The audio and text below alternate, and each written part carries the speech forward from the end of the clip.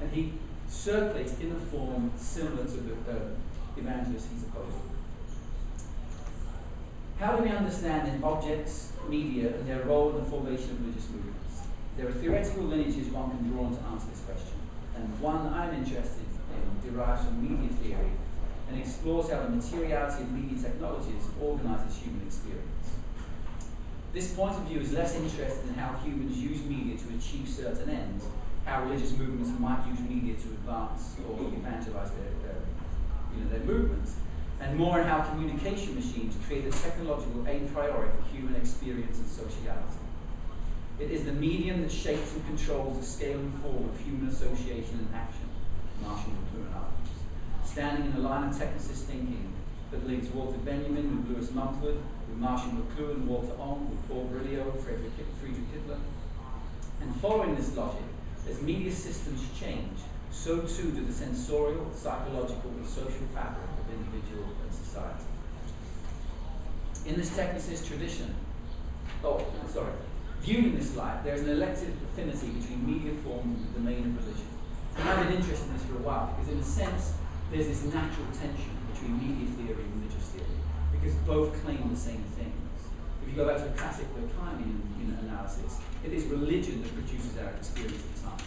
It is religion that organizes our sense of space. It is religion that provides a discipline to cultivate the defiances of body in some sense. And media theory wants to make the same claim for media. It is the nature of, I have a cell phone. It used to be I could remember phone numbers. Now I've given that capacity to my cell phone, and I just press buttons on my cell phone. So that the way my body is cultivated is profoundly altered by the experience of the cell phone. So it's not about how I use the cell phone, it's about how the cell phone uses me. It's this classic McLuhan argument, as you see again and again in the technicist theories.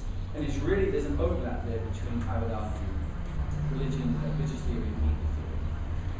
For scholars such as Durkheim, religion was a structural precondition for the basic categories of thought that comprise the human sensorium. Attention here, then, is that media theory has not just been traditionally secular in its assumptions, but media theorists oftentimes media themselves as the force that brings secularization about.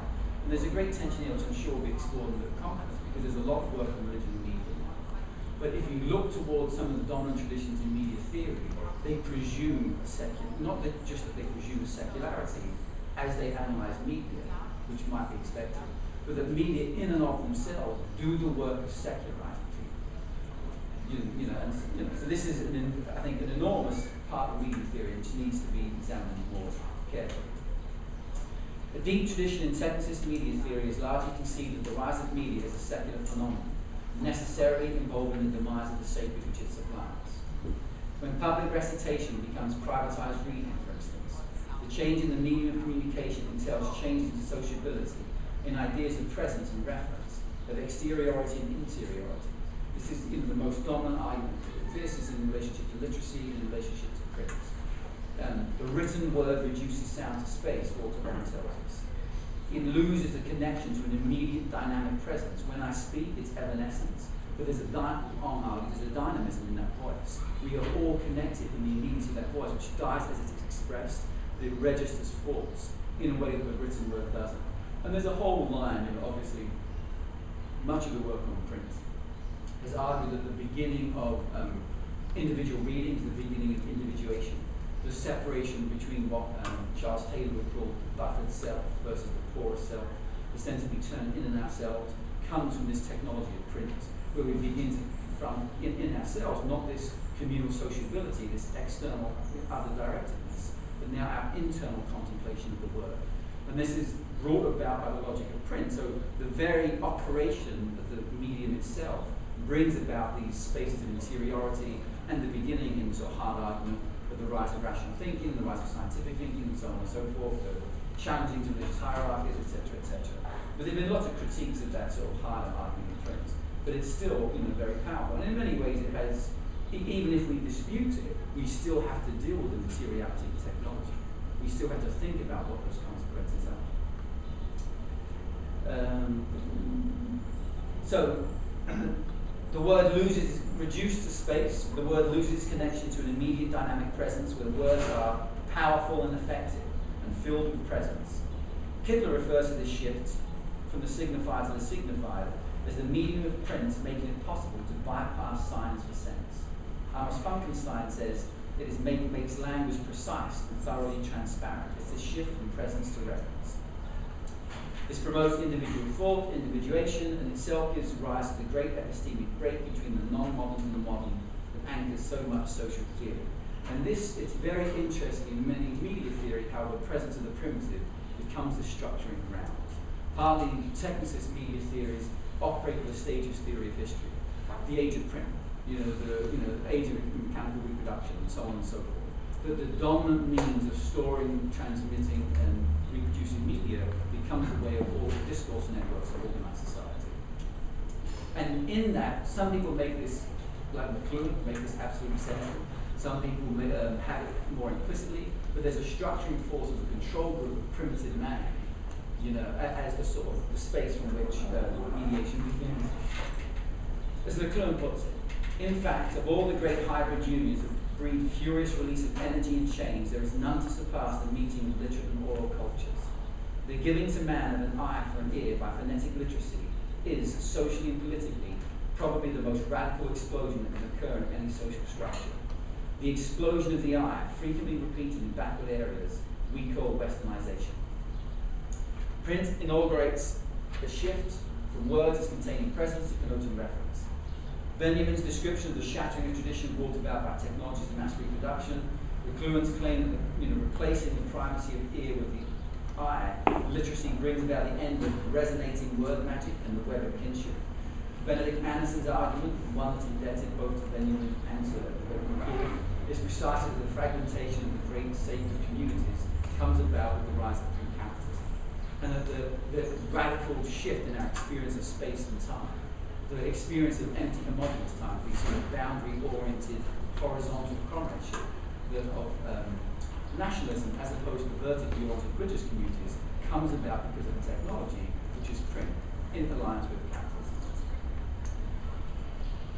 The reason this lineage of thought sees media from print onwards destructive of religion is that media take on the power of religion to both destroy and remake individual sensibilities and to create anew the grounds for communal belonging. This tradition of media theory, of secular thought, is engineered into machines of technological reproduction. So there's a couple of points I'm not going to go into, but I'd just like to make here. One is that even though one can trace this tradition of secularism and media theory, it's constantly interrupted because it's very hard to keep religion out in certain senses. That it's a narrative that is there as a dominant organizing ideological principle, and I would argue it is absolutely engineered into technologies. So when and maybe I think about this in particular in the context of Nigeria, but the bringing of modern media technologies comes about in the context of a colonial regime that uses it in very particular ways. So this logic of secularization or certain parts of this narrative, of dislodging existing frameworks and making people mobile and understanding different sorts of world, this way that media will produce a change in the subject is built into the logic of the technology. So when one confronts a technology, one confronts that history in some sense.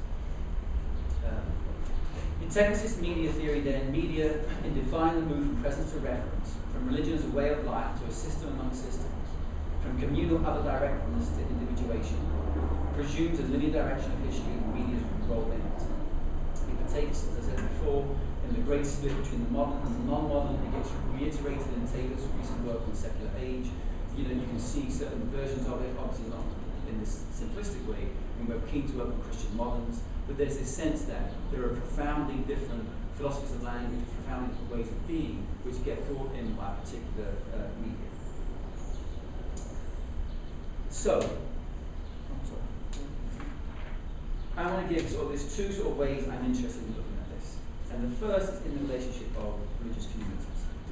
Didat's critique and Swaggart's response can usually stand for widespread religious and political conflict that in different degrees consumes world politics, African politics, and particular state conflicts throughout the West African region. Carl Schmitt, in his effort to define the political as an autonomous realm, stressed that polemics such as these were constitutive of the realm of the political itself. Arguing that the political is constituted by the identification of people as a friend or enemy, he wrote, all political concepts